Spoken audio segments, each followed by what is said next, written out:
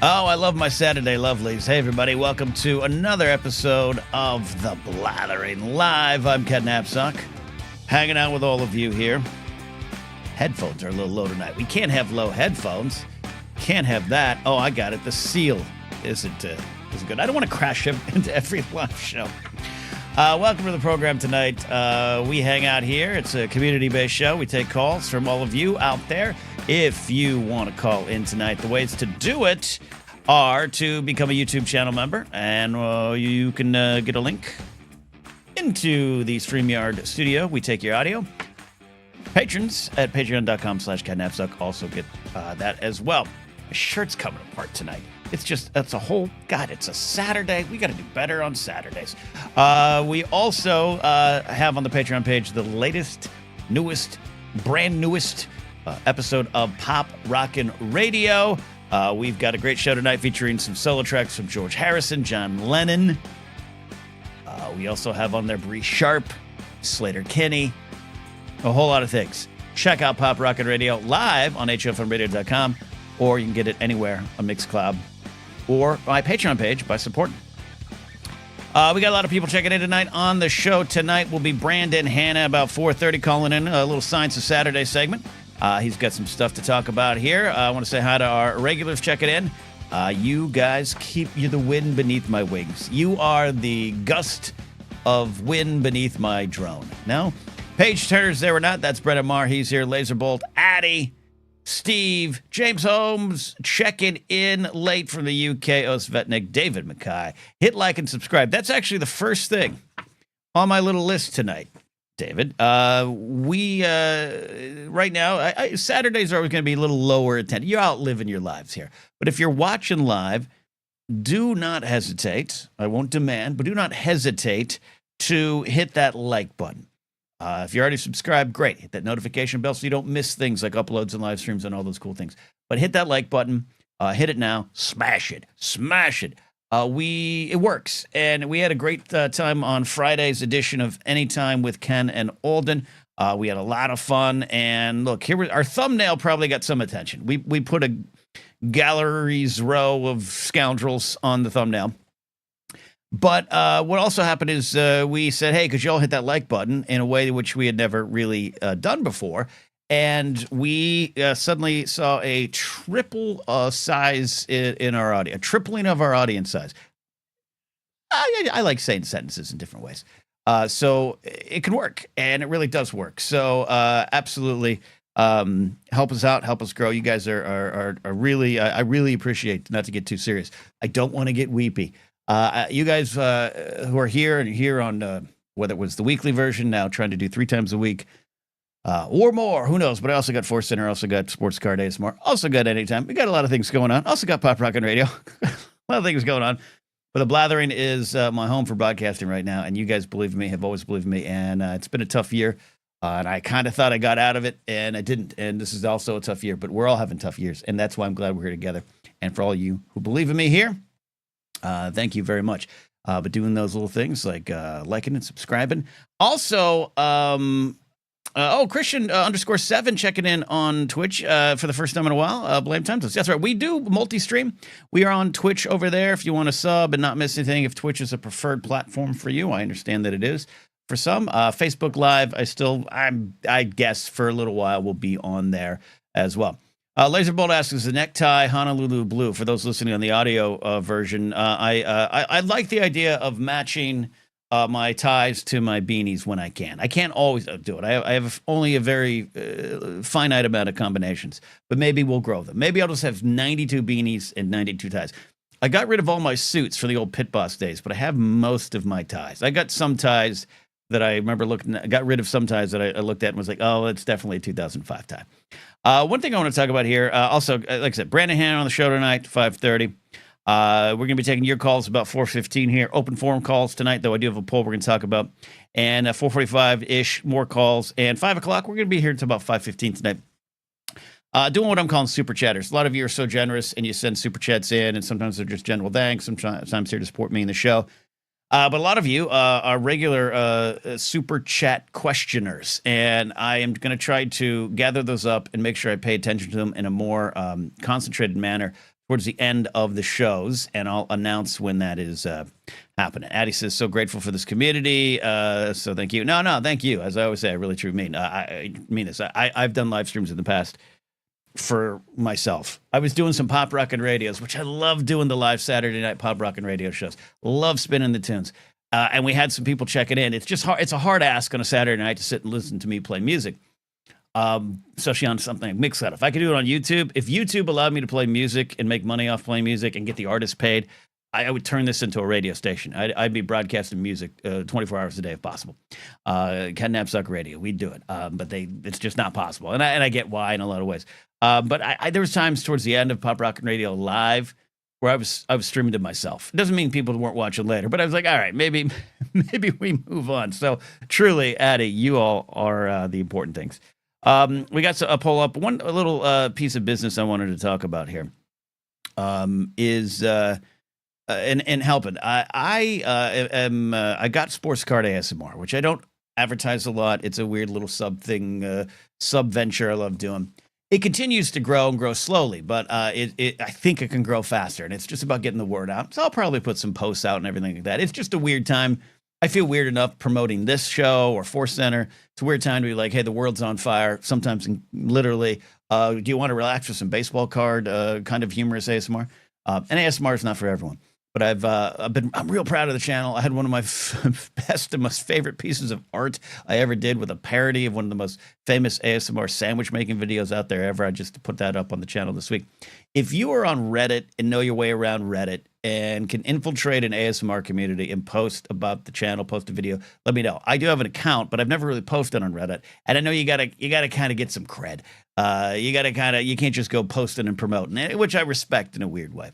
Anyone wants to become a Sports Card ASMR street teamer, let me know. I'm really confident the channel could explode and grow. But I just can't do some of it myself, apparently. So that's all I'm asking. All right, enough of the housekeeping. One more housekeeping thing up top. Sorry, I hope this isn't too boring, but I'm really excited, too, about an interview coming your way this Tuesday. Me and Dan Larson from Secret Galaxy. Check out Secret Galaxy. Subscribe to their channel. Dan and Greg put together some wonderful mini documentaries about your favorite TV shows, toys, a lot of other pop culture things, and it's got some weight to it. It's not just a nostalgia trip, and we talk about it on the podcast. And he said some really good stuff about what they're doing and what they try to do, and it was important, poignant, and it was a wonderful conversation. First time Dan and I really kind of had met. We've been interacting on social media. We're not the same person. Looking forward to all of you checking out that interview with Dan Larson. The poll I have tonight. I was doing some chores. Polls come from life. 17 votes are in. Thank you for the likes, by the way. 13 likes on the episode so far. Keep liking. I put the question is least favorite chore. And look, there's a lot of chores in the world. It could be regional, too. Some of the chores that you might not want to do could be chopping wood. But you gotta chop some wood. I don't have to chop any wood. I do have some wood. I didn't chop it. I went to a store and bought it. So I put down general chore choices here.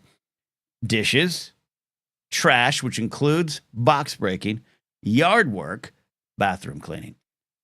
I was hesitant to put bathroom cleaning because I was like, oh, that's going to win in a cakewalk. And it's winning in a cakewalk. 17 votes at this point in time, 71% for bathroom cleaning, 12% for yard work and dishes, trash, 6%, which is interesting. Trash doesn't take as much of an investment, I get. I think bathroom cleaning and yard work are a little bit more of an investment. Oh, we just had a movement. 18 votes, yard work, securing second place, bathroom cleaning, 67%. I do want, if you guys want to call in on that, I want to hear some of the reasoning here. My thought is yard work is potentially a relaxing chore. I've never really had to do yard work where our landlord has blessed us with gardeners. But gardening versus yard work is the difference. Gardening can be fun. I like every once in a while finding a reason to get out. I was really proud of myself about 2-3 years ago. I had the storage shed in the backyard, and I dug up the front of the storage shed, the grass in front of it has actually more dirt because some grass had grown, big rainstorms in LA for a while, a couple years ago. Man, we need that soon. And you couldn't open the door. So I was like, I'm gonna not just mow it, I'm gonna remove it and I'm gonna put gravel. It's gonna be like a little patio almost. And I did that. The only thing I forgot to do is I should have put a layer of like a plastic tarp or something underneath the gravel because what has happened, of course, is the grass has kind of grown up through the gravel. So I have to redo that at some point. But I was so proud of myself, and it was really relaxing. So there you go. Laserball, Laserball says, yard work is fun if you don't have a dog. And Corey says, I love mowing and gardening. Yeah, see, I used to. Steve says, I voted yard work. What a wonderful political answer here from producer Steve. I voted yard work. It's a privileged chore. I hate it so much, though. I think that's a great way to look at it. You are blessed to have your own piece of land, even if you're renting it, to have a little yard. We don't all have that chance. In fact, for years, I was in an apartment in LA. I was in an apartment, then a house for a long time. Then I was in a series of apartments. Now blessed with a nice house with a good backyard. But don't have to take care of it too much, right? Little things along the way. So you're right, Steve. But back in the day, when my parents were like, hey, here's the lawnmower, get to it, sport. I kind of liked it. A little relaxing, the art of going up and down or taking a part of the yard and getting that, checking that off the box. I know there's some relaxing stuff to it there. And, it could be a little zen. But yeah, I'm with those Svetnik. Bathroom cleaning is pretty bad, especially my son's bathroom. They have the aim of stormtroopers. Feel that. Too close to home. Look, they're fire hoses. You don't know what to do. They control themselves sometimes. Bathroom. The old man energy on the bathroom thing is this for me. My back hurts really bad. I have that permanent back injury. So when you lean over, man, trying to clean the shower or the bathtub, like my back locks up and it hurts and I get really grumpy with it. So I try to put it off. Brendan Barr says, I don't do chores for obvious reasons. Brendan, that's why I love you. Yes. You're free to vote on what would be the chore that you hate the most there. Addie has this to say, after being an RA in college and cleaning up after people who would party too hard, bathrooms don't bother me. Yeah, that's a good idea. Ranger Donald's here. Say hi to Ranger Donald here. Big supporter of all the things we do, but especially over at Sports Card ASMR. I don't mind cleaning the bathroom. It's still part of my job at work. I hate having to go and walking into a dirty, disgusting bathroom. Yeah. I would agree with that. I said garbage, quote unquote garbage, given my current apartment condo lifestyle. However, the real answer is snow shoveling, the Canadian prairie, the Canadian prairie real ones know this. Yeah. There you go. Oh, see, I didn't know this poll was going to create so much controversy and just be kind of a Rorschach test here. 898 for M. Brady says bathrooms are kind of fun to clean. Not going to lie. Brady, I kind of want to hear from that when we take calls here. In a minute or two, we're going to take calls. As I said, around 4:30, Brandon Hannett's going to call in with a little science update. Shout out to Addie, our professor of smart things, with a big hit of a call, the 60 seconds of science last week. Really worked. Going to try to clip out as much things as possible. Clip outs don't necessarily work on YouTube. They mess with the algorithm. I'm trying to find a way to maybe clip them more out of shorts and reels and all that kind of stuff. And dare I say, TikToks or Red Note posts? I don't know. Should we get 898 for him? Should we get a blathering Red Note? Is that what we should do?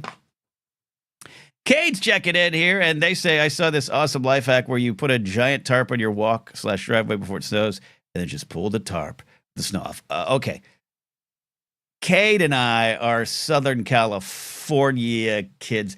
Cade, I don't remember where you originated. We need to sit down and just have a talk about your origins. But Adam Knight, is that true? Can you do that in Canada? Can you just put a tarp down and then whisk it away? That's what I want to know. But the ice. All right. So there you go. 898 first was, if you know how to put Chinese subtitles on, then yes. Well, Brady, you might be in charge. If we have a Red Note, a blathering Red Note, you might be in charge of it. You might have just been promoted. All right. Kate gives me an answer. They say I'm from New York and Denver. Sounds like an omelet option. Calls coming up here shortly. Did want to talk about this here. Oh, where did my news go? That's right. Sorry. Bear with me, y'all. There it is. I had restarted my screen before I go. I wanted to talk about just the news. I was doing headline roulette, and there's two things that I wanted to talk about tonight quickly. We'll take calls. Jared, the TIE pilot, is lined up. No TIE fighter helmet this time. There's a story breaking over the last hour. CIA is now favoring a lab leak theory on the origins of COVID. And I just wanted to go into it a little bit here. And this is why I love using ground news, because And again, I'm shilling for ground news, and I don't even have an affiliate code. I got to work on this. We got to grow the audience so I can get an affiliate code, and we all can join together. I really do love it. I saw it advertised on so many YouTube channels that it was dubious, but it's been my go-to space because it has the bias distribution thing, so you can see the center stories, the right stories, no one really on the left covering the story, which might show a blind spot. 84% of the sources are high factuality on the story here. And it was an interesting reaction to me because I immediately saw this story. And here's the summaries. The CIA is now assessing the virus causing COVID-19 more likely originated from an accidental lab leak in China, according to a statement from the agency Saturday. Director John Ratcliffe has long favored the lab leak theory as a priority issue. Senator Tom Cotton, Republican, expressed approval of the CIA's conclusion, emphasizing the need for accountability from China regarding the pandemic's origins. So dubious, because that all kind of feeds a narrative that, number one, Biden administration hiding things, not telling the truth. China's the enemy here. We got to go after them. Can't trust them, and all those kind of things. And then we got a new administration coming in here. Ratcliffe it all kind of raises the red flags, as it should. But you dive in, and I was looking at the CNN story here. Look at this headline. CIA assesses lab leak most plausible source of COVID-19, though with low confidence. And when you read into the article here, it does kind of say the new assessment is only a, quote, low confidence judgment. It still deems that a natural origin scenario remains possible. But the determination to declassify and make that assessment public represents one of the first major moves by Ratcliffe, who has long favored the theory that the pandemic originated from research being done in China. So, and he said this to Breitbart, of all the places. So interesting to dive into that. But I want, in talking about that story, I did want to acknowledge, like, my own kind of biases that emerge. Biases is, yeah, 898 for M says, yeah, remember the CIA, not known for their science doing. Yeah, I do want to own, though, the idea that headline came up, and my defenses immediately went up for good reason. But also my defenses went up in terms of a left-leaning person now at this point in my life, to where I don't want to have any kind of headline that challenges my own narrative. And I just want to maybe speak on that for a second. That's why you shouldn't turn away from the headlines. That's why you should look a little deeper, but also maybe be open to any kind of change that might happen to the actual story. This is not the first time remember Jon Stewart even kind of made a reference to it on Colbert and got in trouble for kind of suggesting that. And it's interesting that this kind of pursuit of the truth of the story obviously is going to be politicized, but I think I want to be clear that sometimes my shield goes up too. Where I saw this, I was like, no, this ain't, no, this is BS, this is BS. But then you see on ground news that there's a lot of facts in the story. The stories have a high factuality rate. Some are mixed. So it is just how the headlines are turned, but also how we engage with the stories as well. No big insight beyond that, other than I just wanted, this happened about half hour before the show. And I was like, I'm going to rant. We can't, Trump and his people. And no, absolutely could be true. Possible. It's plausible. We don't know. But don't be afraid to look at the stories, and maybe even as a lefty, have some additional information enter your life there. Also, the other thing I saw on the Blue Sky, which is the only place to really find me actively on social. I'm still on Instagram. I'm technically on all the places. Twitter, X, not there at all. Instagram, I'm pulling back a little bit till we figure out what we're going to do with Zuck and his hair. But if you want updates on everything I'm doing, Blue Sky is the place to be right now. I saw a post. I'm not going to share it, but someone had posted. The Intellectualist had posted on 1/24/25. J.D. Vance at the National Conservatism Conference giving a speech, and one of the quotes that emerged for the speech was, "The professors are the enemy," and that kind of got my hackles up, and I was kind of getting angry about the right and their fight against intellectualism, and we should be angry at that. I looked into the story a little bit more. This was from 2021. This was at the NatCon 2, the National Conservative Conference in 2021, in which he talked about the universities are the enemy. All that's very scary, and all that reminded me that this has been a long play game here, as we all know. And I was going to start a segment of J.D. Vance said what, and we're still going to do that because that little couch fucker has to be held to the fire on pretty much everything he says. And he had, cast the vote for Hesketh, everything, which good job to Mitch McConnell taking a stand and voting no on Hesketh at the end of his career in life. Good job now, Mitch. We're in this mess mostly because of people like you, but stand up now. That's great. Real Darth Vader of you to turn at the end. But anyways, only talking about that about the dangers of them going after the professors, the smart folk. But also, I want to know if there's that great interview that came out this week on the Weekly with Jon Stewart, AOC and Jon Stewart. Great hour-long interview, and I really loved everything she said about the working class and connecting with the working class. And this is a danger. This stuff clearly worked. If Vance said this in 2021, it worked. It worked because I know a lot of people in my life. I'm kind of a working class guy. I worked a job for 17 years that was looked down upon by anyone we came into contact with. Police, fire, soccer moms, anyone you interacted with in a public safety capacity, they look down on you. It's pretty clear. And so I kind of carry that chip on my shoulder a little bit after 17 years of dealing with that. Feeling as a pretty smart guy. There'd be nights I'd play to a sold-out Hollywood Improv, 300 people.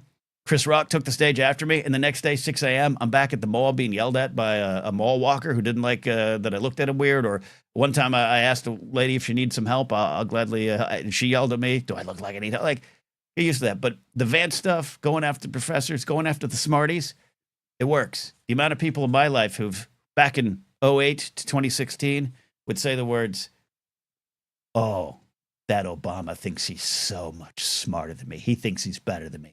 It's a real thing. It's a real concern for us to track, but it's also important to track how we communicate that maybe the smarties ain't all bad, and maybe we're all in this together. I don't know. Mike Beatrice checking in here. So for COVID, we're rolling out the host monkey from Outbreak. Not yet, Mike. Not yet. Yes, and yes, Corey, big points for this. Vance also said Trump is America's Hitler. So watch their words. JD Vance said, what? All right, we're going to get to some calls here. That's what we do here. Brandon Hanna calling in here in a few minutes for his segment, but I want to highlight James Holmes, who might still be up in the UK. It's Saturday night in the UK. Maybe he's got a lazy Sunday morning plan. Love doing the dishes. Just think of wax on, wax off, and it chills me out. My first job was a professional dishwasher, and it might be my next job. Who knows? But there's some zen to it. And we got, our buddy Mark Ellis checking in. Send in cash because this silly platform doesn't accept potato skins. Yard work is a top 5 all-time activity for me. Now, if you excuse me, I need a nap before this game tomorrow and maybe puke. That's right, tomorrow. You all saw it. First of all, thanks, Mark Ellis, for that. You are going above and beyond. I think Mark Ellis is paying me off because, as I determined on Thursday, my picks for the NFL championship games this weekend are the Washington Commanders over the Eagles. And yes, I'm going Buffalo over Kansas City. We'll see that. But regarding yard work, Jared the Tie Pilot says, bleep, yard work. I don't know why every once in a while I decide to censor myself, only because it's funny. Thanks, Mark. Thanks, James, for the super chats. Like I said, at the end of the show, 5 o'clock, if you got super chatters, which is my way of saying if you got a super chat, thank you. But if you got a super chat with a specific question, I'll keep it to the end of the show.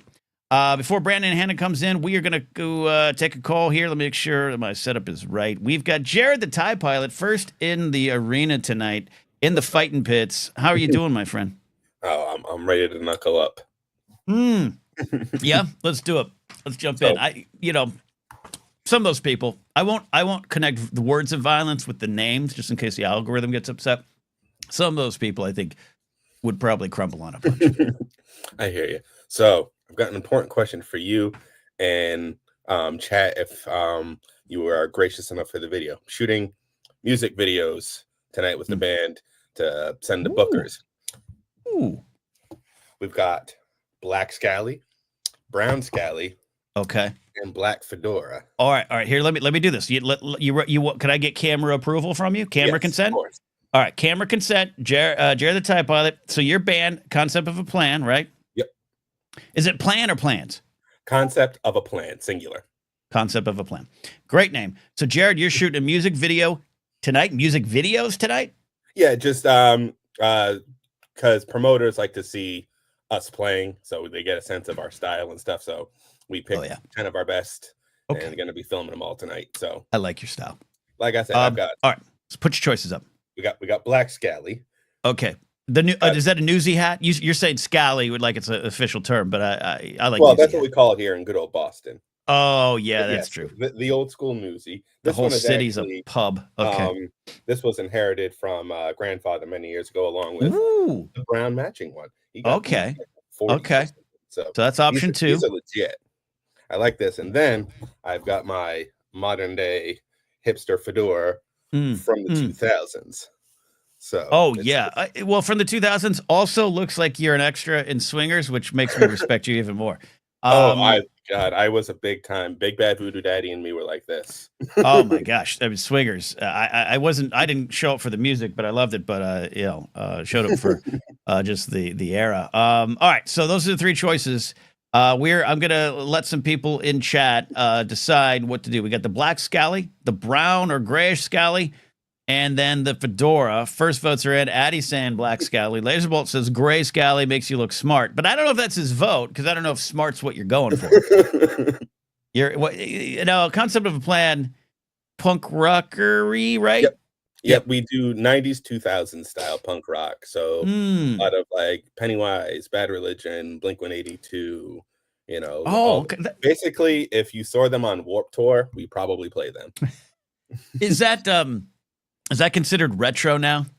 I don't like to think about that because I it know. happens. The meme still happens to me every now and then where I don't get carded often, but when I do, they kind of look at it so fast. It's like, oh, I saw the 19.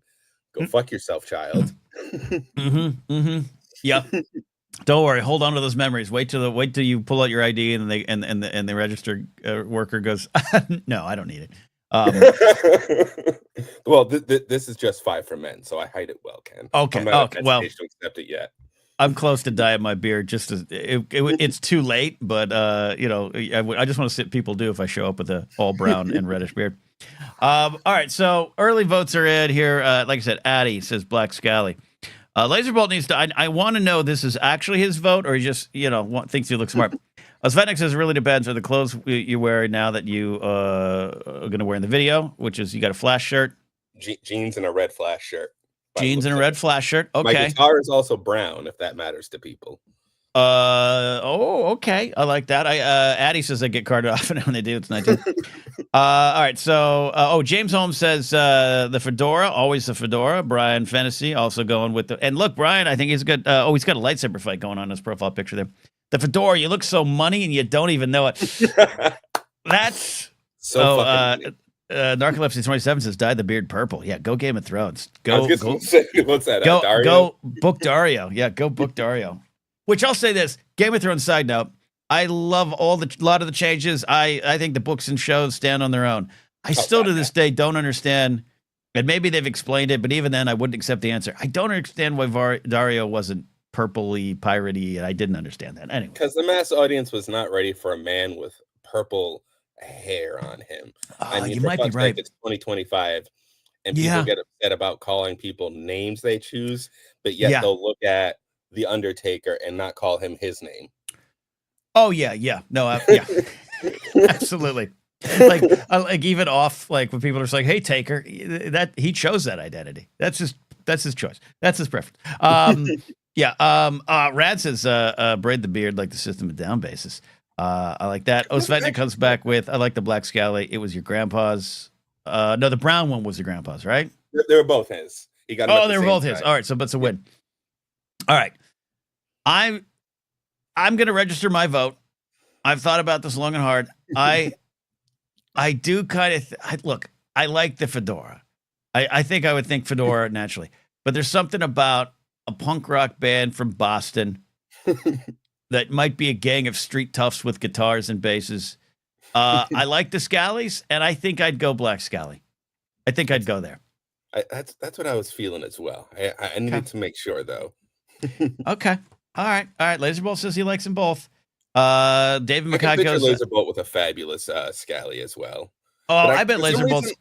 I feel like I can also picture Laserbolt with that fabulous cowboy hat. Not a pristine, fresh from the tailor. I'm talking about this is a working man's cowboy hat. I love that. I think Laserbolt has some hats that mankind has not really seen before. He's got one of those collections. Or they're hats from random places he's driven the RV to, like Lone Pine Inn, like where, like he's just got something like that. David McKay says he'd go with the brown flat cap. I love him calling it a flat cap because there's probably That's a some new one on UK me. I've term. never heard the flat cap. Yeah, it crisps. We're cookies. He's crisps. And I agree with that. He just screams Boston Irish accent. All right. All right. Laser Will says have a diving helmet or helmet. I don't know. Is that a hat? I don't know. All right, Jared. Appreciate it. Did we help you decide? Do you feel better about your life? I think we're good. Okay. Right. Absolutely love that. All right, Jared. Thanks for calling in tonight. I appreciate it. Love to you. Good luck. Let us see the results of those. I know they're internal videos, but if you want to share one, no. We have launched a YouTube page. We'll drop the link in here when you get back in chat. We'll all subscribe over there. There you go, everybody. Jared the Tide Pilot. You guys all have a great show. Be safe. Love you all. Wake up tomorrow. We will. Concept of plans. Check out the man. All right. We've got Brandon Hanna ready here now, and then we'll take some calls after. Addie is raring to go. I bet she has some thoughts about J.D. Vance's speech, and I want to hear them. But right now on the show, we do this every Saturday when we can. We bring on our friend Brandon Hanna. Oh, you need to know Brandon Hanna from this wonderful YouTube channel, Film Physics, the Brandon Hanna channel. Have you subscribed yet? This is this is my screenshot from last week. I want to get a new screenshot when that goes over 2,000. That's the goal. That's the plan. But Brandon, buddy, how you doing? Hey, I'm good. How are you? I am, I don't know, Brandon. I'm here. I'm having a good time. The Blathering has been the highlight of my week, so that's where we're at. Well, I'm glad that I could be a part of the highlight of your week. What a champion! A small capacity. What a champion! We're not. This is a segment, but I don't have a fancy title yet. I titled the entire episode "The Science of Saturday" just because I don't know. I knew you'd be calling in, but also, I'd love to know how Saturdays make us feel, but maybe not tonight. What's on your mind tonight? Where are we going tonight? Where are we following you today? Well, first of all, I don't know. Someone in the chat will have to let me know. I think I'm wearing the same shirt I wore last week, so I think I'm officially a cartoon character. Already 2 episodes in, so I think maybe this is going to be my uniform from now on. Brandon, the greatest moment of my life was in late 2021 when I switched to just black T-shirts and jeans and a jacket or a beanie or something to change it, based off Eric Bass of Shinedown's recommendation of find your outfit, and then people expect nothing more than that, and if you exceed it, great, and it's comfortable and it's easy. So you choose your outfit, buddy. Be a cartoon character. Yes, I think I will, and if I find good enough quality clothes, we can help combat fast fashion, which is something important in the climate change world, of course. Yes. As you may or may not know, Climate Town did I think multiple episodes on fast fashion, if I'm honest. So yeah, this is the companies that are getting us dressed for cheap, but hurting the world in the process. So that includes the returns. Yes. So thrifting, buy sustainably when you can. Yeah, reduce, reuse, recycle, all that. I feel like I left a bad message in people's mouths last week when I said recycling was a scam. Still try to recycle, people, okay? It's not all a scam. But even that Climate Town episode ends with Raleigh saying, look, 10% is better than no percent. I with you. I sometimes get in those conversations where I'm like, well, recycling's a scam. But baby bathwater, keep them all. Like, I'm with you. I think people got it, but I feel you. I'm sorry, Ken. I feel like I'm going to cut you off there. Did you? No. Oh, no. In regard to the fast fashion, you say you buy sustainably and thrifting. I'm probably really bad at this. Grace is good at this. Grace is good at research and hey, this company is this and that and the ethics, and it's never perfect. I don't just because I go buy some butter at Target does not mean I'm here for the fall of the empire. But do you have any tips when you go shop? Do you do that yourself? Does Sabrina help you? How do you do that? Sabrina's really big into thrifting. She's also actually in the process of trying to sell a lot of her old clothes, and what she can't sell, we've been donating. And nice. She forces me to go through my clothes about twice a year to see what's still worth keeping and what's not.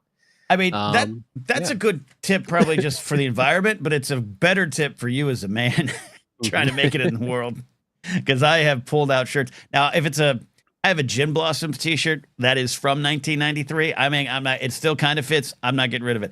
But there's sometimes I pull things out. And I'm like, oh, I haven't seen that since 2002. What's it doing here?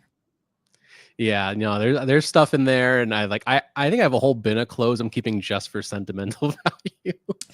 The sentimental clothes is a real thing. Let's not beat ourselves up for it yet. It is. Yes, absolutely is. Absolutely. Yeah, and I have a whole other pile that's just Mets jerseys. I can't part with any of those. I did finally agree to sell one Mets jacket, but that's still out there if anyone wants to buy it.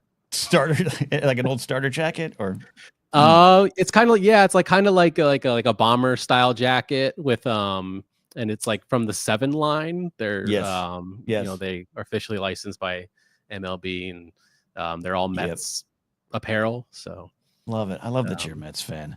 Love that there. What's on your mind tonight here specifically? I've led you down certain paths, including cleaning out your closet of Mets gear, but where are we at tonight? Yeah, so I think we've been toying with the idea of talking about climate change a lot, and we just saw that, and we knew it was going to happen. Trump pulling out of the Paris Agreement for the second time.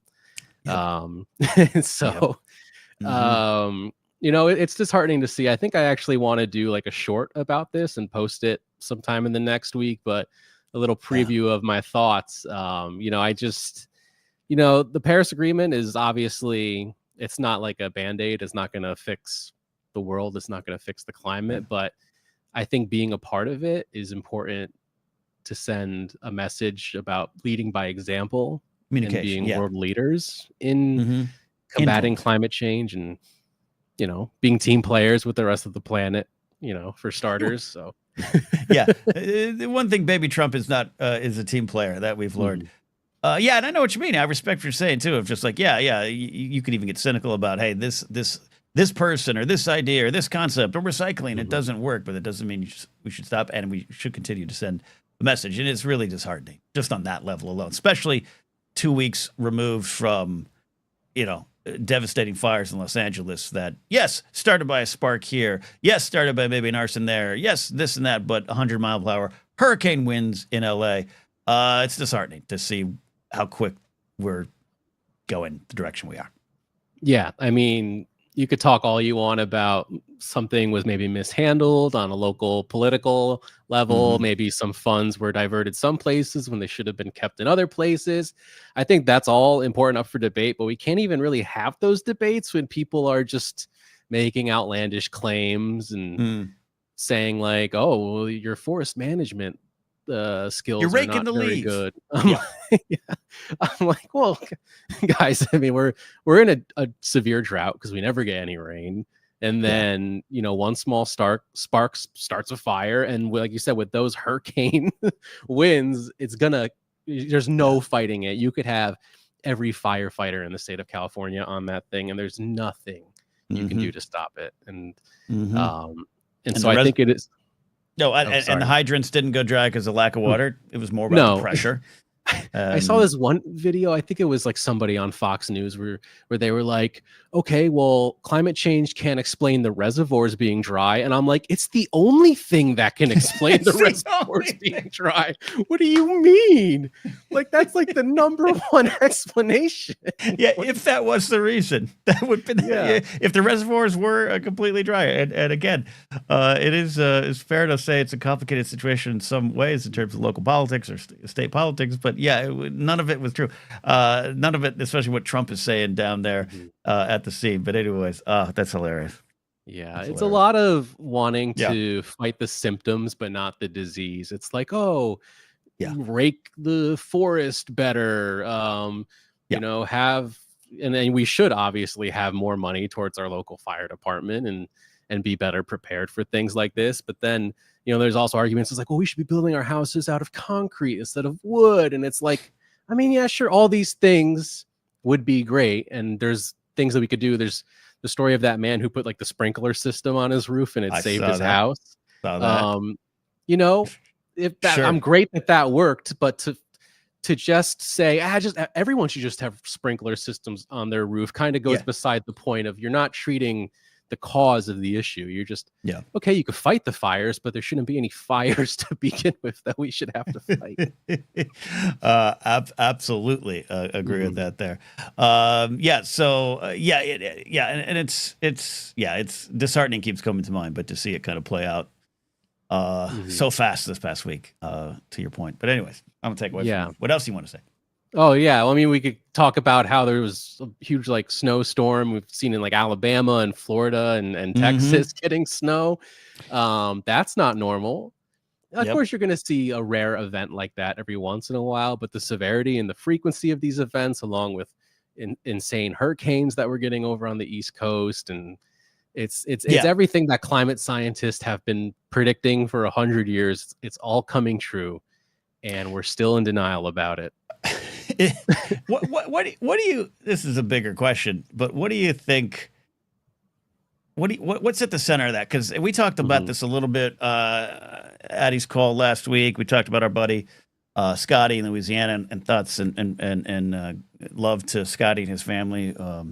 His nana passed away last night unexpectedly, so our thoughts are with you, Scotty. But he's outside New Orleans, and just the snow, and his neighbor just kind of saying, well, it doesn't look warm to me. Like, how do you, I don't want to say how do you deal with that, but how do you think best to get that kind of word out? How do we even on a day-to-day basis change it? Because the original thought I was going to is just, even me 20 years ago, just kind of sound, the dividing line of, I can't believe it, and I don't know what I gained from that. Yeah. And, I guess before I touch on that, I think one reason I feel so strongly about science and climate science specifically, and things like evolution and just all that these scientific topics that are, for one reason or another, I don't know why, still up for debate. It's like when I was younger, when I was like high school age, it's like I had doubts about evolution and climate change. And I think when you're someone who had strong doubts about something, and it's like someone who used to be a smoker being a big anti-smoking advocate, it's like you used to be a part of that. And so you can understand and almost empathize, but you yourself was able to learn and grow. And I think it makes me a little more passionate about it, where I was someone who said well, they can't even predict the weather tomorrow. How do they know what the climate's supposed to be like? And it's like, well, the weather and climate, as it turns out, are two completely different things. And one you can predict very accurately, and one it's a little more difficult to do. I love blaming Dallas Raines, the local LA News weatherman, or Dr. George Fishbeck back in the day, for you oldsters that were in LA during that time. Yeah, and it's like, I had that stuff for years. Even when it comes to holding up the Bible to history, I've came from that world. So now that's why I'm so hard against it, because I think for years just the fact that there's one king mentioned in the book of Daniel, but the history shows that it was probably based off two, if they were real at all.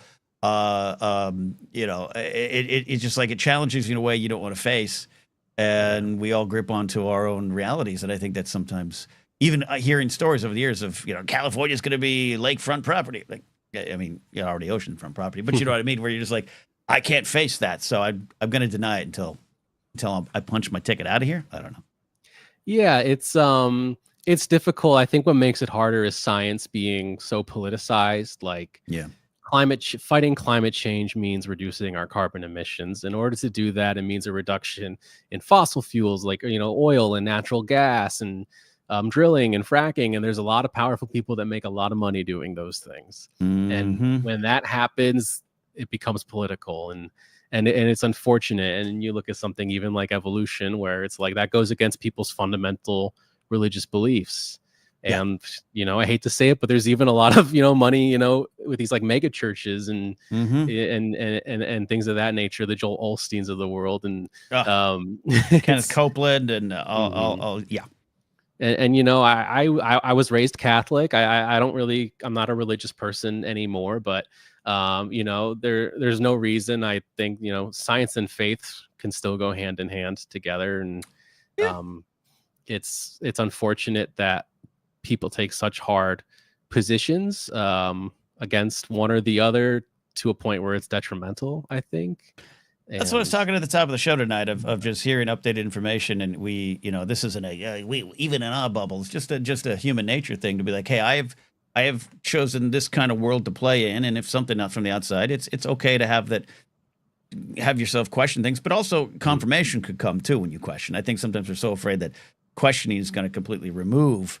And I know I hate this. I'm a white man with a beard and a beanie and a podcast, so I hate doing the just ask questions because that's all, false intellectualism from those that do that, especially in the city of Austin. But it's okay. And that's kind of what's been my journey. And I love what you said. I think it's valuable to say, especially if you're on the inside or on that side and you go through a change. That's me in like police work, me in public safety, and being around that world. I could tell you 99 great stories, but it was the one story that I could no longer ignore out of those 100 stories I have that switched me. And now I want to talk about that because I know how it worked on the inside. And it was finally hearing those stories and having them change my point of view that kind of led to where I am at. So when it comes to climate, I have family members. I think we all have family members that even the mere suggestion. I had a friend who texted me during the fires. Very nice. Hey, how you doing? How are you safe in the fires? And I just wrote back, climate change is a bitch, man. Like, yeah, we're dealing with this. The winds, it was pretty scary. All they wrote was stay safe, and I haven't heard from them again. Just didn't want to engage with it after that. Yeah, it's, I totally get where you're coming from. I come from a very conservative family. I come from a law enforcement family, but I myself, I consider myself to be very liberal, and those are just like kind of like a nature versus nurture thing. I've just grown to have my own set of beliefs outside of my relatives, and that could be difficult, sometimes. And but you look at things. It's a weird time, I think, in the world. Like politics have always been an issue, but it definitely feels like we're in a heightened era right now. And I think there have been heightened eras in the past. If you look at the history of our nation, there's definitely times where the two-party system that have been very divided from one another, and they've come closer together, and they kind of pull apart again. And we're definitely in an era of the two sides being very far apart.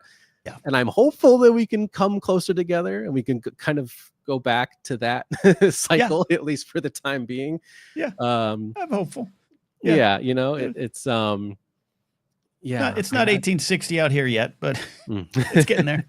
It's getting there. It's getting scary. And the best we could do is just, I think, I don't know, try to, educate with empathy and kindness. And unfortunately, there's people that aren't going to want to listen. But hopefully, I think it takes, at least having just like one, good friend in your life who you're willing to listen to. Because you also made me think back to, like, I had a friend, one of my best friends growing up, and he's one of those friends where we don't really talk anymore, but when we do see each other, it's like we didn't miss a second. We pick right back where we left off. And he was a friend when we were young, where we were hanging out one day, and he was like, Adam and Eve, like, that's not a literal story. Like, that didn't really happen. And I was like, what do you mean that didn't happen? I'm like, it like a light bulb went off in my head. I'm like, we can question these things, right? And I was like, huh. Yes. And so he's been like a really great friend for me in that regard, where he's someone who's very intelligent. He's also an engineer, and he's someone who's always had great, empathy and kindness for a lot of people, but he's never been afraid to like question things. And I think it's important to question things in a healthy way, in a thoughtful way, and not in just a blatant disregard where, we're just going to question everything that comes across me. And because that there's a point where it becomes too much. And again, as Mark Maron's bit that he has about the new kind of stupid, where any kind of expert or intellectual in front of you who's knows the field, and you're just like, what are you, some kind of doctor? Like, it's one of Maron's greatest and I think most important bits, because that's kind of where we're at. In the final moments I have you here, Brandon, first of all, as always, we're doing this in part because I want you all to really go to Film Physics, Brandon Hanna's YouTube channel. Let's help him grow. We got and it's not all like not all climate science, if that's what I just picking Brandon's mind on this, but a lot of fun physics related to the films you love. It's really fun. Check out his work over there. But final moments, final thoughts, Brandon. What do you want to hit here today? And then I got a giant question for you to end. Yeah, like you said, thank you for promoting my channel. That means a lot. I got a good handful of followers last week, so I really appreciate that. And yeah, you know, my goal is to just like make science fun, make science palatable, talk about, you know, movies are a great way to get a conversation going. So why not use that to talk about science as well? And I'm not exactly always trying to find the specific answers. I'm like, oh, you know, this is exactly, you know, what happens when Charlie drinks the fizzy lifting drinks and Willy Wonka. But it's the idea of like getting you to think about like, well, this is, you know, how Bernoulli's principle works, and this is how buoyancy works, and this is what makes things float and what makes things sink, and different densities and all that, and just to get that conversation going. And you know, sometimes I'm wrong. I made a mistake on my biggest YouTube short I made had over 1 million views, and I made a huge mistake in that video. Oh, God.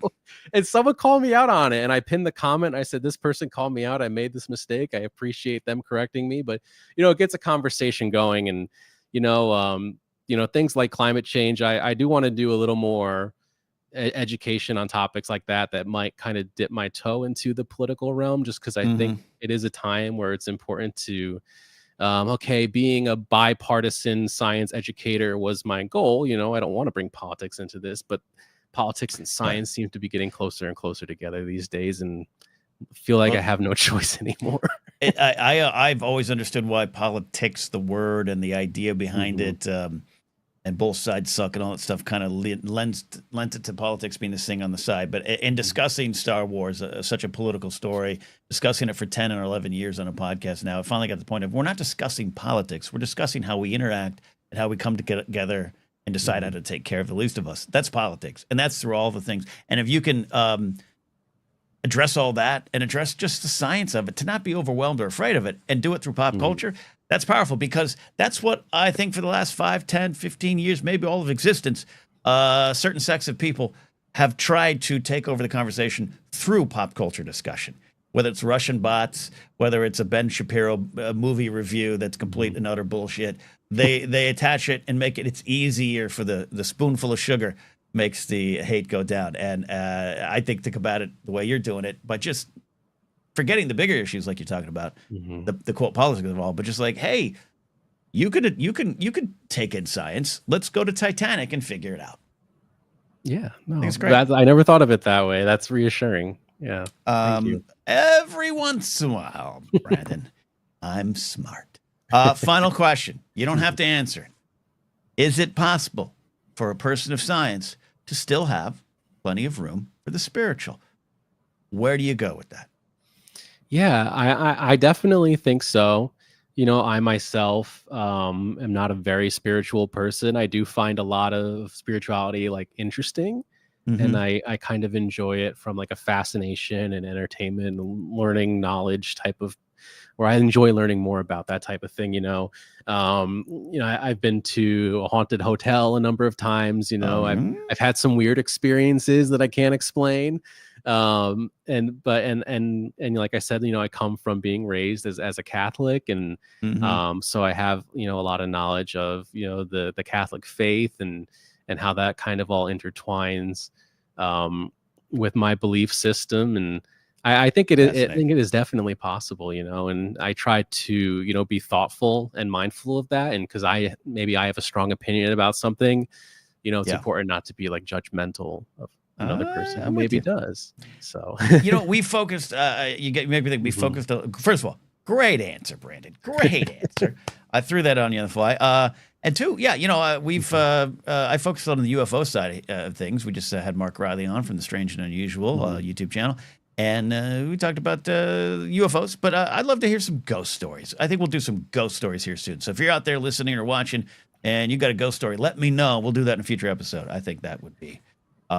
Yeah, and just before I leave, I just want to say, like, I think all that stuff is kind of what started my curiosity at an early age. I remember going to the library and finding books on like UFOs and Bigfoot and like watching Ancient Aliens on the History Channel and stuff that's totally ridiculous.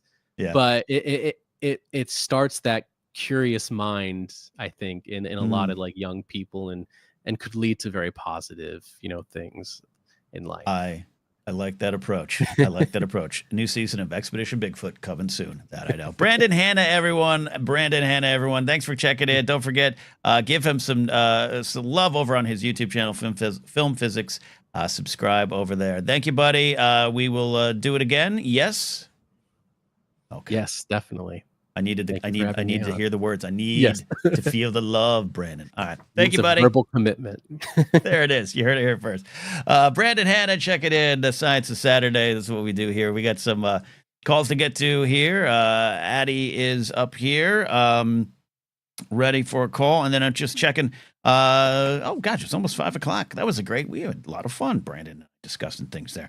We will have any super chatters. I don't think there's anything there, but I'll take questions at the end of the show if you got a focused super chat question. But let's check on the poll here.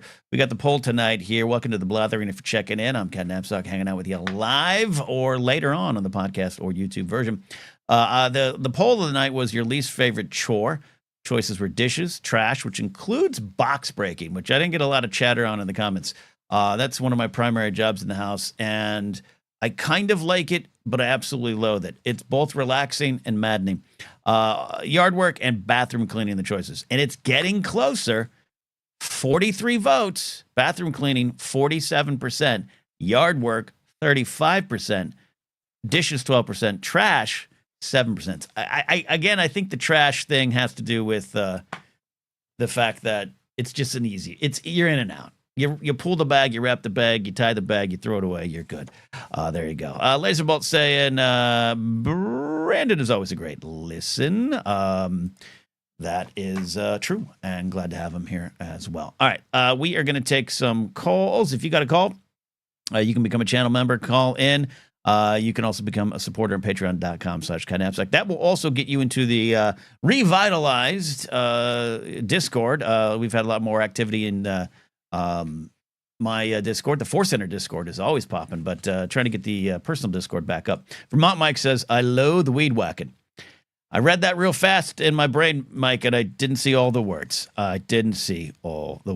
right, on the show now. Oh, sorry, I accidentally brought up the camera. I didn't get permission, so no camera permission. I can't. That's what we do. Wrong setting. Addie, how are you? Welcome to the show. I'm doing well, Ken. How are you? I'm. You know what? I'll tell you what. I'll give you the honest answer, Addie. I'm choosing to be good. There's a lot of reasons for me, both outside the world and inside my own brain, to not be good tonight. I'm going to choose to be good. That's fair. That's I mean, to be perfectly honest, I am also choosing to be good. So okay, yeah. So we're all gonna be choose to be good together tonight. There we go. All right, hold on. I got to address this horrible comment here from Ken Plume. I don't know what's going on with the tie, but I very much approve and encourage your Fred from Scooby-Doo era. It is. I don't know. Saturday nights are for dress it up. That's what we do around here. Oh, there you go, Addie. Your presence just helped me unlock how I'm going to dress for the Saturday night blatherings. I'm going to do this. All right, cool. Anyways, Blatty, Addie, what's on your mind? Saturday night black tie optional. I see. Okay. Yeah. I love it. Exactly. We can go formal. Formal. What's on your mind tonight? Where you want to go? How you feeling about anything we've talked about tonight here? Well, I wasn't going to call in tonight, and then you said J.D. Vance. Yeah. He and Mike Johnson and Josh Hawley are the three that probably bring instant anger out of me, which is not always good, and you got to calm it down. And I'm glad I did, in the sense of I thought that comment was new this week, but that comment was old, which almost in a weird way makes it worse. So I hear where you're coming from. I mean, it's of the same era as his childless cat lady comment. I was Googling. Yes. He was on fire then. Yeah, okay. Yeah, it was when he was running for Ohio State Senate or Senator of Ohio, whatever he used to be. Senator from Ohio, yeah. So it was when he was doing the media rounds and attempting to get elected. Which worked. Which worked, yeah. I shouldn't say attempted. It just... I think the thing that is going to bother me the most about the resurfacing of that, because it doesn't surprise me, right. Professors are the enemy is not a surprising take from that side. Right. It's also apparently a derivative of a quote by Richard Nixon, which is exactly who we should be looking up to. It is. Yeah. Yeah. I love when you trace, like, where are they taking this from? Oh, Richard Milhouse Nixon, Ronald Reagan, the man who ruined everything. I think the thing that bothers me the most when things like this surface or resurface or are said is the people who come to their defense and say, well, that's been taken out of context. That's not what they meant. And it's like, okay, but like, first of all, it's what they said. So it's what they said. He gave a big speech on it. It's the title of the speech. And sometimes you have to accept the consequences of what you said, even if what you said is not what you meant to say. As a professional broadcaster who's been live on there, I also acknowledge over on the Twitch side, my old buddy Mod Garrett, my co-host on Jedi Alliance, checking in on Twitch and doing a Twitch raid here. You might all be expecting video games, but instead you're getting political talk and social issue talk, and we're also talking about what bathroom chore or which chore you hate the most. Bathroom chores leading the poll on YouTube. So hi everyone from Mod Garrett's Twitch channel, Addy. Yes, but I think that's what you're saying. It's the words.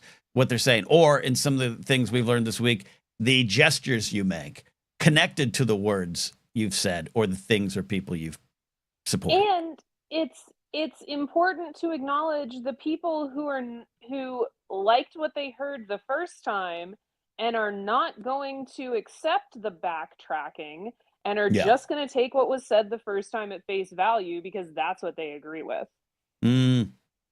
Yeah. Yeah, absolutely. I get very upset about this because someone very important to me and close to me in my life tried to, but that's not what he meant, his childless cat lady comments this summer. And I was personally attacked by those comments. I don't actually own a cat, but I was otherwise personally attacked by those comments. So yeah, absolutely. Absolutely. They didn't understand why I was upset. And they couldn't understand why you're upset. And Rich T says, JD Vance said he wants more babies here. Is that the answer? No, we're talking about an old quote. I'll catch people up. Top of the show, there's a 2021 speech that JD Vance made at NatCon 2, National Conservatism Conference. But the words from it about the professors being the enemies kind of got circulated again on social media. I thought it was something brand new. Wouldn't be surprised if it is. He might say it again next week. But it was old, which made it even worse to me. So that's what we're talking about. But also regarding JD Vance and babies, this guy just can't. He's so obsessed with it. The right is so obsessed with everyone got to go make babies. We got to keep the races going. We got to keep the world going. It's bizarre to me. And he is the leader of the pack. Of the, well, Elon too, but of just bizarrely obsessed with making babies.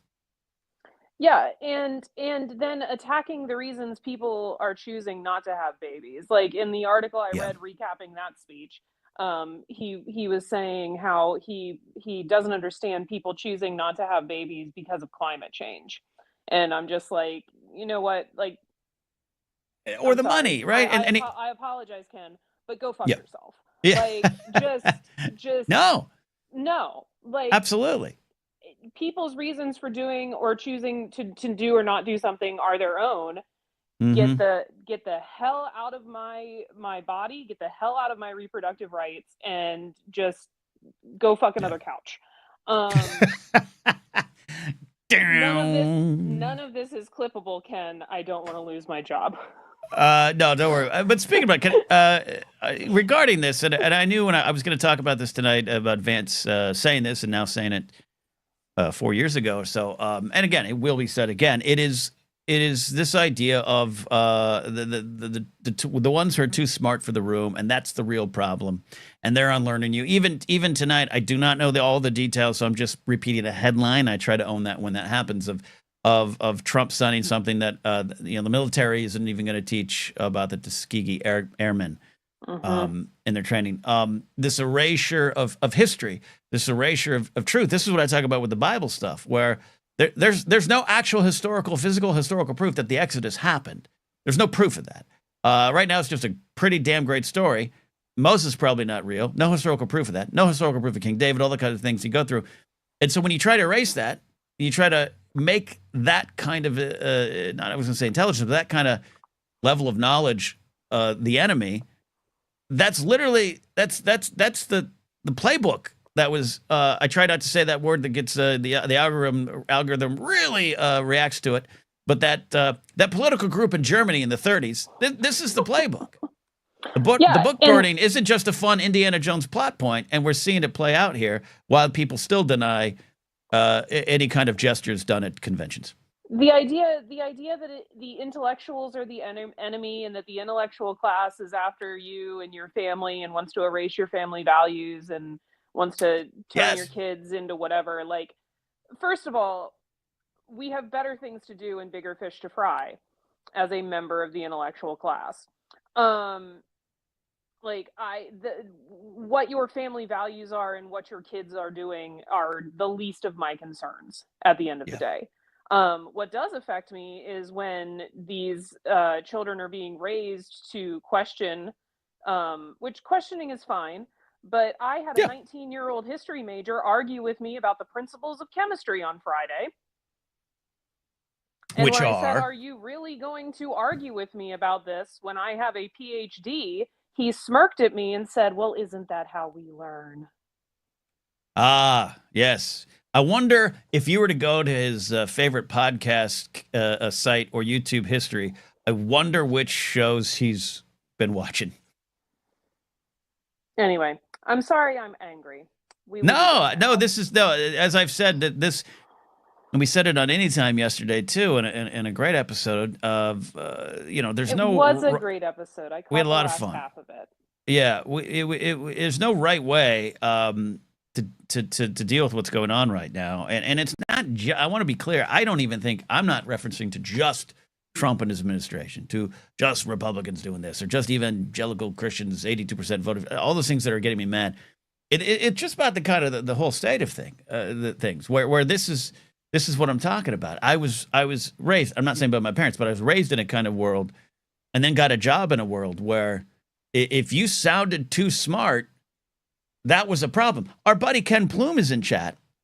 Ken Plume, who on his Instagram page that I know he's not as active on there right now, but he posted just a wonderful, warm clip of a Conan O'Brien sketch, and Ken wrote a couple sentences describing it. And he used one or two, maybe three words that had more than 3 syllables. And people in his comments on Instagram and TikTok were going after him for being too smart. What are you, some kind of smart guy? Put down the thesaurus. Like that is mind-bogglingly bad and leads to a lot of the problems that are coming, not just politically, but climate, crime, how we deal with things. Like, it drives me crazy at it. And I can only imagine you in that position, having that PhD on your wall. The only thing I have on my wall is Star Wars posters. You got something that means a lot more about your journey, where you're at, and what you know, and to have that challenged constantly. I think you're right to be angry. Yeah, it just feels like it's going to be more frequent. It's always been a thing. I after class I went and told one of my colleagues about it, who's a older female faculty member. So she's been doing this. She's like very close to retiring. So she's been doing this for 30 years, and has probably seen more than I hopefully ever will. And as I was telling it to her, and I used the pronoun he, she just looked at me and she said, "Well, that explains it right there." Not to be down on. I know some lovely men who would never do that. I do too. Tonight. I do too, but it's something that needs to be addressed. And it's hard. It's hard that this is becoming. This is okay now. They've made it okay. They may not be the perpetrators all the time, but they've made this kind of behavior okay. And I think that's the hardest part. The normalizing rose in the ranks of this as acceptable behavior. And the idea that, we don't need diversity and equity and inclusion to make the workplace a fair place. It's mind-boggling, and it's obviously made by people who have never needed those initiatives to be on their side.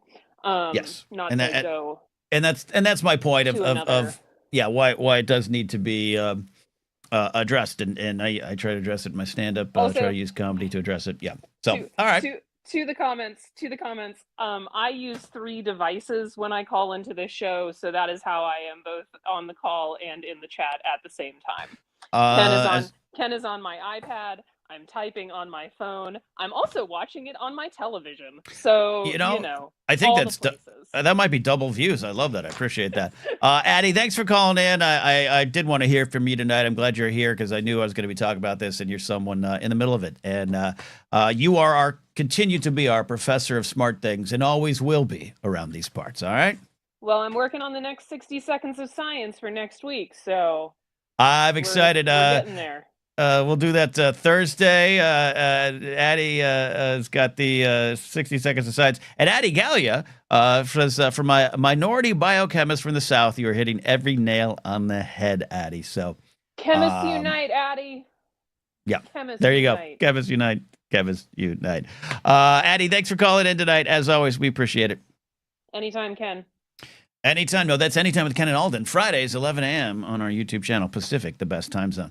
A few more minutes left in the show. We got producer Steve calling in. He's going to be addressing politics and then the politics of hamburgers, which I'm excited to get to because I have some thoughts as well. Because I saw what Steve posted, and I agree, but I have some questions. I don't think we have any additional super chats. As I said at the top of the show, we're going to be putting, if you have super chats that have specific questions, I'm going to move those to the end of the show. Call them super chatters. Hey, that's branding. And answer there. But we appreciate your support all through it. Again, shout out to those who are checked in on Twitch. Some still hanging out with me. My old pal Mod Garrett did a good old fashioned Twitch raid.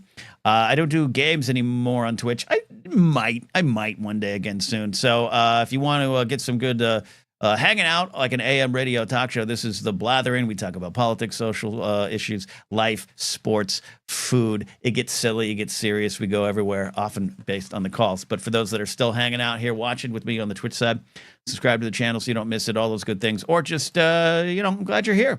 A super blather. That's not a bad idea, Laser Bolt.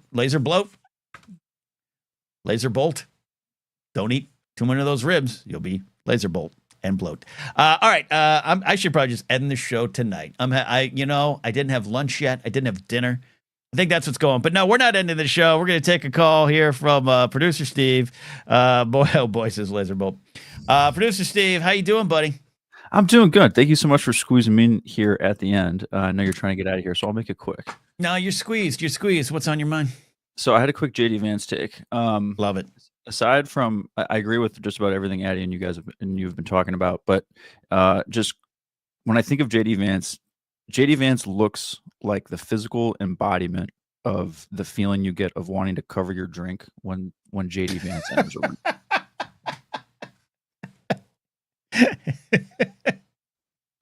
I don't have a sound effect queued up, but that's a win. Absolutely. If I had to describe our vice president, it's just a random stranger. That's how I would do it, and that makes me absolutely sad. Yeah, absolutely sad, absolutely, and absolutely true, absolutely. That's a winner. I know that's not. Addie agrees. You get a lot of agreement on that, Steve. Producer Steve, everybody, check out his 16 seconds of sports. Check out his picks. Oh, we got the championship games tomorrow, but we're not talking about sports today. You have a food thing, which we love talking about food here. Hit me with your food thoughts. Okay, what the hell happened to regular hamburgers? Everywhere I go, every burger you get is a smash burger, and I'm convinced it's because, and I don't even know what this means, and this is ripping off of what I said on Blue Sky, so I appreciate you saying that. I saw it. I think I liked it. Did I like it? I hope so. Is it private equity? I'm not sure if that's what that means or if I'm complaining about the right thing, but everyone keeps saying private equity is ruining everything. Are they ruining hamburgers too? Is that like I used to be able to walk into a Ruby Tuesdays, which I don't think exists anymore anyway. I used to be able to walk into Ruby Tuesdays and get like a big cheeseburger with French fries and like a salad bar. And now I go to Chili's and I get like a thin, tiny little burger that gets like smashed to hell and is charged on all the sides. Yes. What the hell happened to regular hamburgers? All right, this is great. You're setting it up. So, I have heard the term smash burger. Had never really understood why. I also, even though I have pretty much completely backslidden from the primarily vegan food life I was living in the pandemic and coming out of it, still have a lot of vegan foods and plant-based foods in my life. One and the same, I know, branding. there was a period of time I felt from like 2020, 2022-ish, where I wasn't having hamburgers as much or at all, even the plant-based ones. Because I just didn't want to, even though there's some good plant-based hamburgers, Veggie Girl's got a great one. I just sometimes, maybe I just don't put the drug in my hand that I want. I don't put it a fake version of it either. I thought I missed, I was like, what is this smash burger thing? And I don't know when it originated. It's described, now I can't trust Google's AI searches as much as I like to. A smash burger is a thin beef patty cooked on a super hot griddle. I did see something recently. I was watching some food video on YouTube, and it is about the smush, it is about the grill, and it is something specific. And it looks good, but I'm with you. And you can clip this out. If I'm going to put a piece of meat in my mouth, I want to feel it in all corners of that throat. All right, kids? Ding, ding, ding. Clip it out. This smash burger looks too small for me, Steve. Am I wrong? No, you're not wrong. They are too small. They're too thin, and everyone in the chat that's talking about it's just a way to sell you less meat for the same or more amount of money is probably absolutely right. I mean, they're probably faster to cook because it's less meat and you can get them out quicker. I'm telling you, it's the arrows have to go up, Ken, and that they've come for the hamburgers. Yeah, look, and Ken Plume. Well, let me tell you something. I trust Ken Plume's takes on hamburgers. All right. Says, nah, smash burgers are a fad from 10 years ago. And like most corporate tail chasing, they're all bandwagoning now. I like this. It does seem this sounds more serious. It sounds like I'm trying to be poignant. But smash burgers rose from the street, Steve. They rose from the street, and now they've gone corporate. They sold out, man. All right? They're playing festivals they're instead of pubs. And I think that's the problem with smash burgers now. But that said, I'd probably have one if someone brought one to my door right now. But if they're a fad, that means they're going to go away, right? So that means like eventually we're going to get sick of this nonsense, and I'm going to get my regular sized burgers back soon, or eventually, right?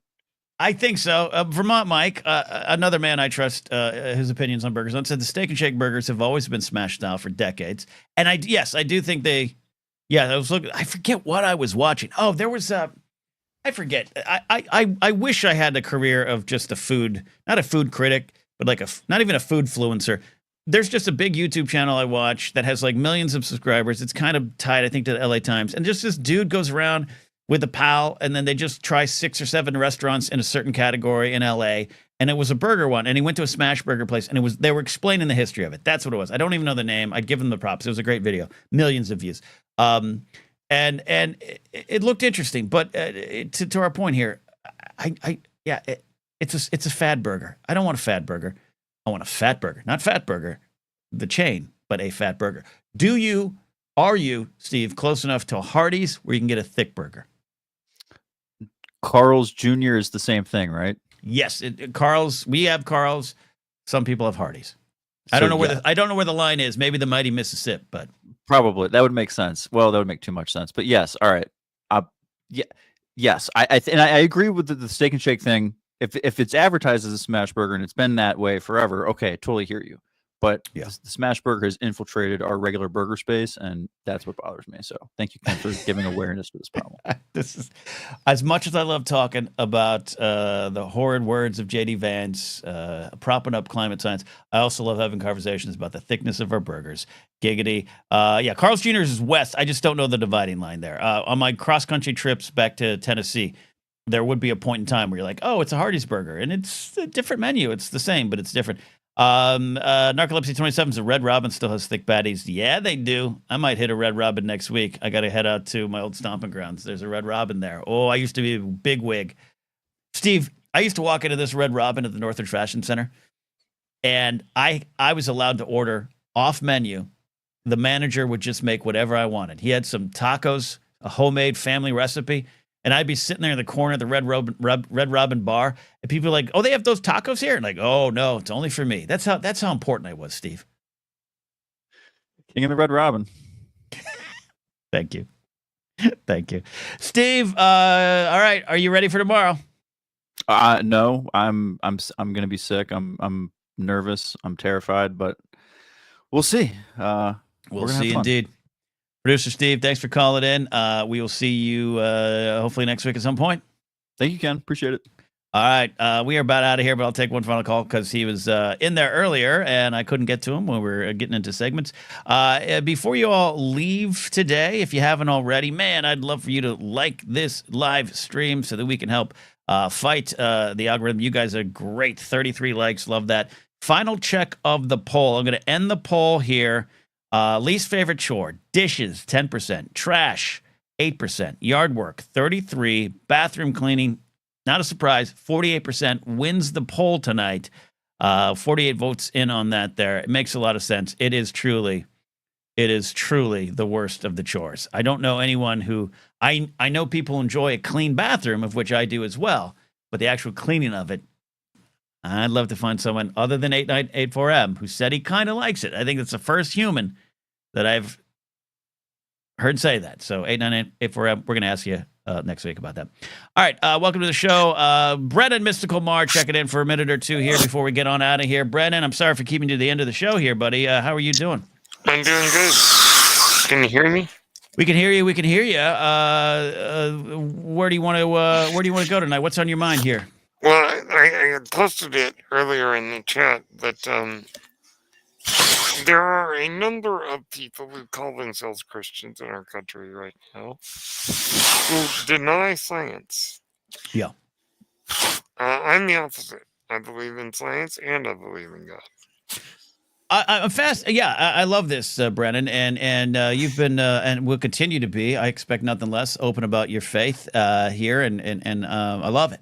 I love where you're coming from here. Retaking my faith from the people who've hijacked it.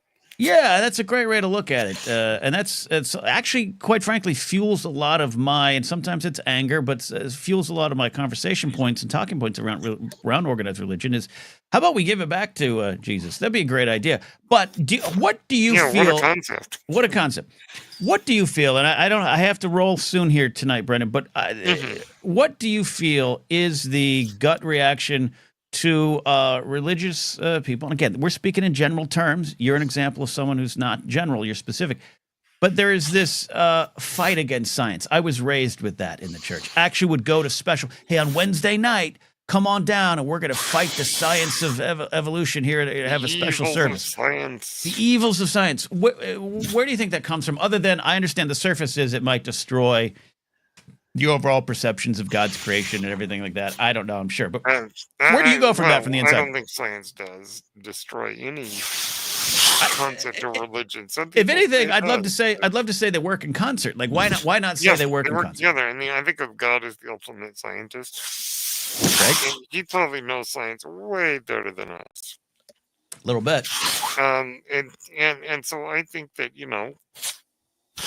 that there are some people who I think take the Bible so literally that they cannot accept the idea that it wasn't like a 24-hour day.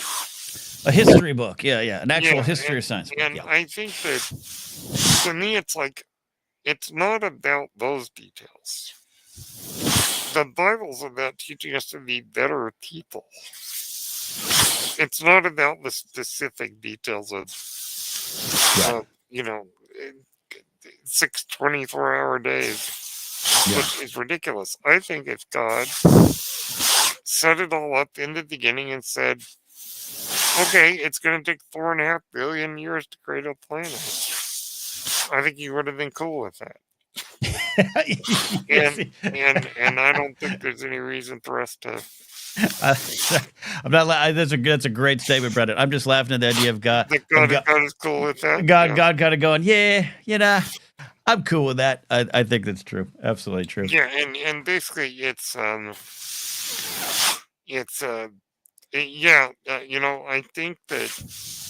think that statement that you just brought up might be accurate. Vermont Mike statement. If there's a second coming, I'm convinced the far right. Get rid of this guy. He's a troublemaker.